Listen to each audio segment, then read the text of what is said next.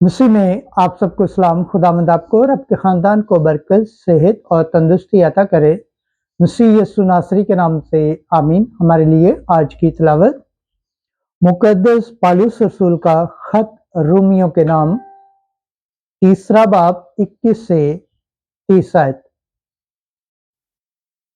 ایک انسان ایمان کے سبب سے صادق ٹھہرتا ہے، نہ کہ شریعت کے اعمال سے۔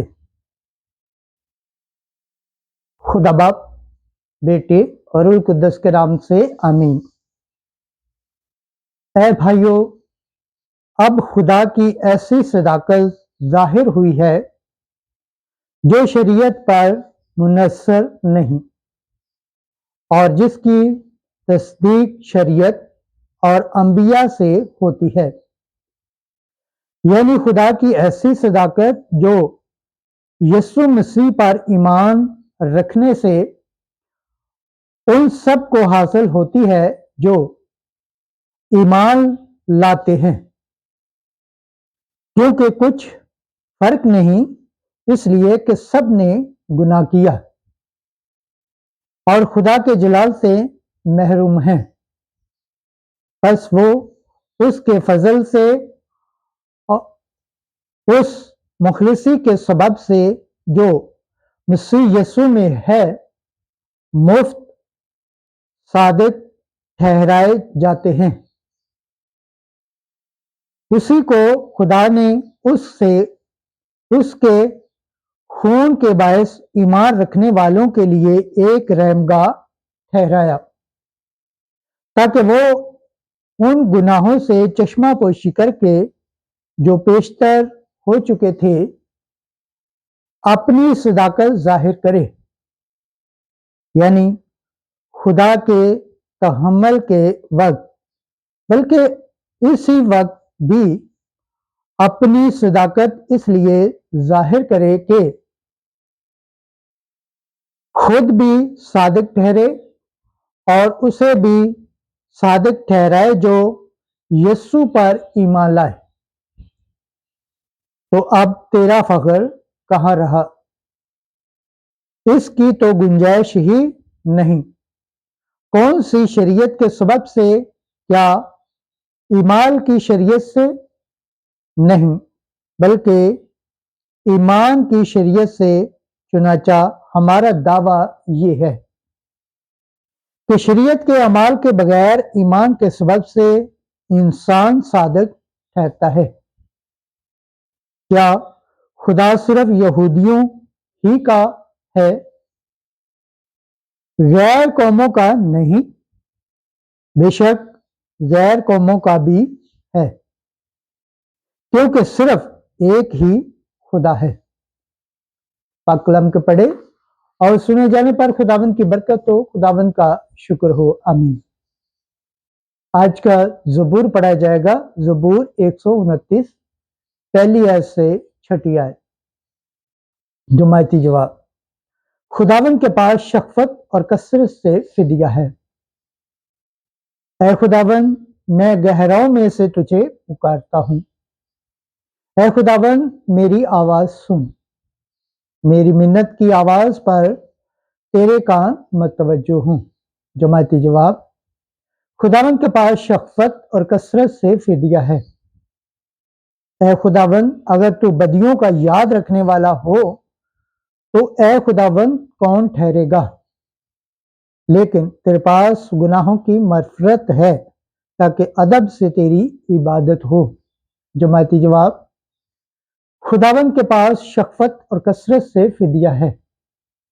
میری جان خداوند کی منتظر ہے، میں اس کے کلام پر امید رکھتا ہوں۔ میری جان خداوند کی زیادہ منتظر ہے، پاسبانوں کی نسبت جو فجر کو دیکھتے ہیں۔ جماعتی جواب: خداوند کے پاس شفقت اور کثرت سے فدیہ ہے۔ خداوند کے پاک کلام پڑھے اور سن جان پر خداوند کی برکت ہو، خداوند کا شکر ہو، آمین۔ آج کی انجیل مقدس لوکا کے مطابق 11 باب 47 سے 54 آیت۔ سب نبیوں کے خون کی इस पुष्ट से जवाब तलबी की जाएगी।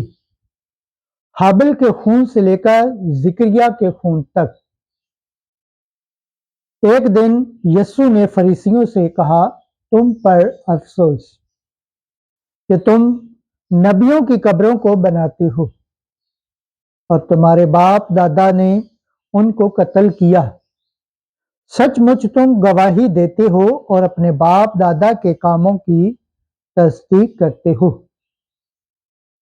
क्योंकि उन्होंने तो उनको कत्ल किया और तुम कब्रें बनाते हो। इसीलिए खुदा की हिकमत ने कहा कि मैं नबियों और रसूलों को उनके पास भेजूंगा।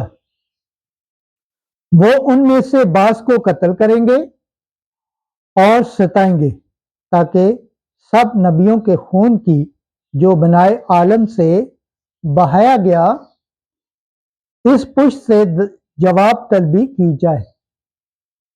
हाबिल के खून से लेकर उस जिक्रिया के खून तक जो कुर्बान गाह और हैकल के दरमियान हलाक हुआ। हाँ, मैं तुमसे कहता हूं कि इसी पुष्ट से जवाब तलबी की जाएगी। ऐ आलमे शरा, तुम पर अफसोस कि तुमने मार्फत की कुंजी छीन ली। तुम आप दाखिल ना हुए और दाखिल होने वालों को भी रोका, और जब वो वहां से निकला तो फकिया और फरीसी उसे बेतरह चिमटने और दिक करने लगे और उसकी घात में रहे, ताकि उसके मुंह की कोई बात पकड़े। अंजील मुकद्दस के वसीला से हमारे गुनाह माफ किए जाएं। ऐ मसीह तेरी सताइश हो। खुदावंद के पाक कलाम पढ़े और सुन जाने पर खुदावंद की बरकत हो। खुदावंद का शुक्र हो। आमीन। खुदा बाप, बेटे और रूह कुद्दस के नाम से आमीन। अजीज दोस्तों, आप सबसे गुजारिश है इस चैनल को ज़्यादा से ज़्यादा शेयर करें, लाइक करें, सब्सक्राइब करें और कमेंट्स करें और बेल आइकन को प्रेस करना ना भूलें, ताकि हर आने वाली वीडियो का नोटिफिकेशन सबसे पहले आप तक पहुंचे। जिस तरह आप खुदावंद के पाक और जिंदा कलाम से बरकत पाते हैं, सेहत पाते हैं, तंदुरुस्ती पाते हैं और खुदावंद की निजात हासिल करने के लायक ठहरते हैं, इसी तरह गैर अकवाम तक भी इस चैनल को शेयर करें, ताकि वो भी खुदावंद के पाक और जिंदा कलाम से बरकत पाएं, सेहत पाएं, तंदुरुस्ती पाएं और खुदावंद की निजात हासिल करने के लायक ठहरें। आमीन।